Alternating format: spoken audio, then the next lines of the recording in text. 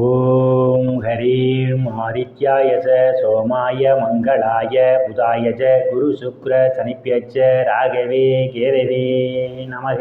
உலகை கட்டி காக்கும் பரமேஸ்வரன் பார்வதியின் திருவருளால் அனைவரும் நலமுடன் வாழ அந்த எல்லாம் வல்ல இறைவனை வணங்கி நேரில் அனைவருக்கும் எனது அன்பான வணக்கங்களை தெரிவித்துக் கொள்கின்றேன். நாம் இன்றைய பதிவிலே நாம் பார்க்க இருப்பது குரோதி வருட தமிழ் புத்தாண்டு பலன்கள். பிறக்க இருக்கின்ற குரோதி வருட தமிழ் புத்தாண்டு அனைவருக்கும் அனைத்து செல்வச் செழிப்பு பெற்றும் கிடைக்க அந்த எல்லாம் வல்ல இறைவனை வணங்கி வேண்டுகிறேன். வருடக்கோள்கள் என்று சொல்லக்கூடிய குரு பகவான், சனீஸ்வர பகவான், ராகு கேது பகவான், இந்த 4 கிரகங்களுடைய பயணத்தையும் பார்வை வைத்து பலன்கள் எடுக்கப்படுகிறது.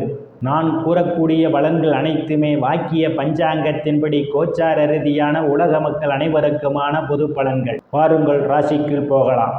கடக ராசிக்கு குரு பகவான் லாபஸ்தானத்திலே பயணம் செய்து கொண்டிருக்கின்றார்.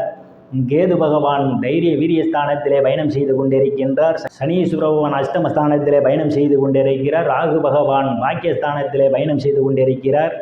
இவர்களுடைய பயணத்தையும் பார்வை வைத்து பார்க்கும் பொழுது இந்த குரோதி வருடம் கடக ராசிக்காரர்களுக்கு சாதகமான பலன்களும் பாதகமான பலன்களும் நடைபெறுவதற்கான வாய்ப்புகள் உண்டு. ராசிக்கு தனம் குடும்ப வாக்கு ஸ்தானத்தை சனீஸ்வர பகவான் பார்வையிடுவதால் நீங்கள் எதிர்பார்த்து கொண்டிருந்த இடங்களிலிருந்தெல்லாம் பணம் வருவதற்கு சில காலதாமதம் ஆகலாம். குடும்ப உறுப்பினர்களிடையே அவ்வப்போது மன வருத்தங்கள் ஏற்படுவதற்கான வாய்ப்புகள் உண்டு. உங்கள் பேச்சிலே கவனம் தேவை.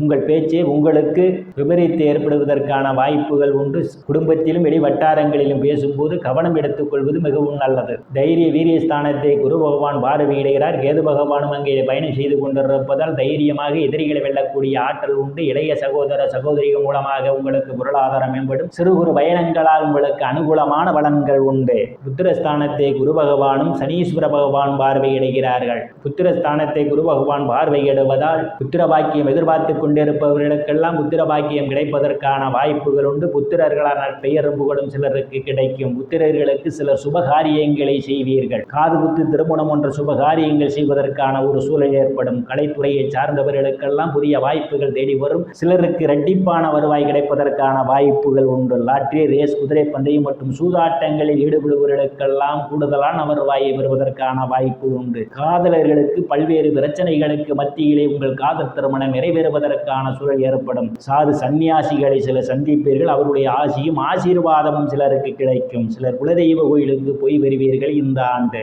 களத்திரஸ்தானத்தை குரு பகவான் பார்வையிடுவதால் திருமண வயதுடைய ஆண் பெண் இருபாளருக்கும் இதுவரை இருந்து வந்த திருமண தடைகள் எல்லாம் விலகுவதற்கான வாய்ப்புகள் உண்டு. கணவன் மனைவியிடையே ஒரு அந்யோன்யம் நிகழும். வேலை விஷயமாகவும் கருத்து வேறுபாடு காரணமாக பிரிந்த தம்பதிகள் எல்லாம் ஒன்று சேர்வதற்கான வாய்ப்பு உண்டு. பங்காளிகளுடன் இதுவரை இருந்து வந்த பிரச்சனைகள் இருந்து பங்காளிகளுடன் நல்ல நட்புணர்வு ஏற்படுவதற்கான ஒரு சூழல் ஏற்படும். கூட்டுத் தொழில் செய்பவர்களுக்கு கூட்டாளிகளுடன் நட்புணர்வு ஏற்படும். கூட்டுத் தொழில் மூலமாக அபரிமிதமான லாபத்தை பெறுவதற்கான வாய்ப்புகள் உண்டு.